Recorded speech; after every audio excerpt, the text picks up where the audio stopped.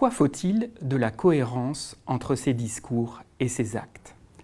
Cette question se pose dans de nombreuses sphères de l'existence. Dans notre article, nous nous sommes intéressés à la cohérence entre l'image de l'entreprise telle qu'elle projette en externe d'une part et sa réalité interne telle que perçue par ses salariés d'autre part. Plus précisément, nous étudions l'impact de ces deux éléments sur l'image de soi des membres de l'organisation et ce qui se passe en cas d'incohérence. Avoir une bonne image de soi est important pour la plupart d'entre nous et l'organisation dans laquelle on travaille peut y contribuer de deux manières. La première s'appuie sur le statut social de l'entreprise, car le fait de travailler pour un employeur qui bénéficie d'une bonne image contribue à se valoriser soi-même.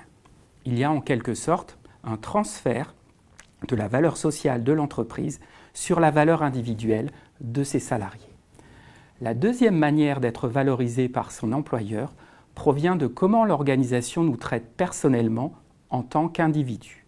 Concrètement, le fait d'être bien traité est un signal de la valeur que l'employeur nous donne et donc de la valeur que l'on a. Ces deux contributions à l'estime de soi se font par des mécanismes différents et sont étudiés par des cadres théoriques complémentaires. La valeur reçue par quelqu'un de par son appartenance organisationnelle s'appelle le prestige externe perçu.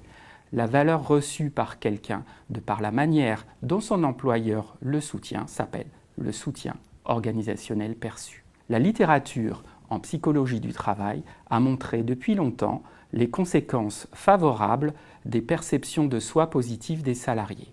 Elles contribuent à leur implication et à leur motivation, ainsi qu'à la performance tant individuelle que collective. Cependant, rares sont les travaux qui ont étudié les situations où le prestige externe perçu et le soutien organisationnel perçu envoient aux individus des signaux contradictoires quant à leur valeur. Or, ces situations d'ambiguïté sont fréquentes. Certaines organisations bénéficient d'une image externe très favorable qui peut contribuer positivement à l'image de soi de leurs membres. Mais au moins certains d'entre eux peuvent s'estimer insuffisamment soutenus par leur employeur, ce qui envoie un message contraire quant à leur valeur.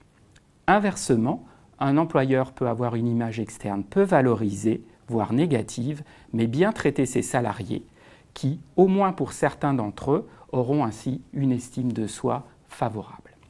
L'objectif de notre travail de recherche, qui s'est appuyé sur 3 études empiriques auprès de cadres d'entreprise, a précisément été de regarder ce qui se passe dans le cas des individus qui se trouvent en situation d'ambivalence, et en particulier la situation dans laquelle se trouvent les individus qui travaillent pour une organisation dont l'image externe est favorable, mais qui, en interne, ne s'estiment pas soutenus. Concrètement, et c'est là notre contribution théorique principale, nous avons montré que leur ambivalence se manifeste par l'apparition d'un état de cynisme organisationnel.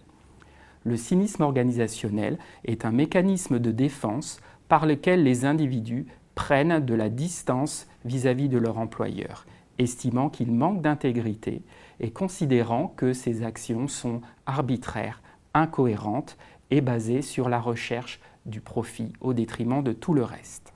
Dans le cadre de notre recherche, nous avons montré que les cadres cyniques ont des comportements de silence, c'est-à-dire que, tout en restant au moins à court terme membres de leur organisation, ils évitent délibérément de contribuer par leurs remarques, leurs idées, leur créativité à la performance de l'entreprise.